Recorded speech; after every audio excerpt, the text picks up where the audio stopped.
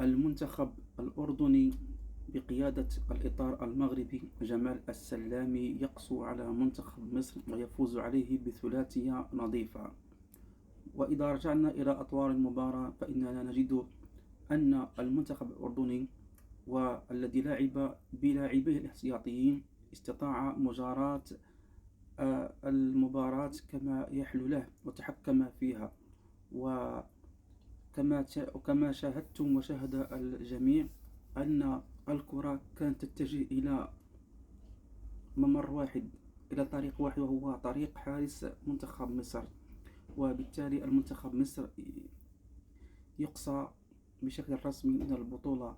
كنا نتمنى أن يروح بعيدا، إلا أن هذه الكرة مهم. مبروك للمنتخب الأردني على التأهل التاريخي، وهارد ليك للمنتخب المصري، وبالتوفيق للجميع، وشكرا جميعا.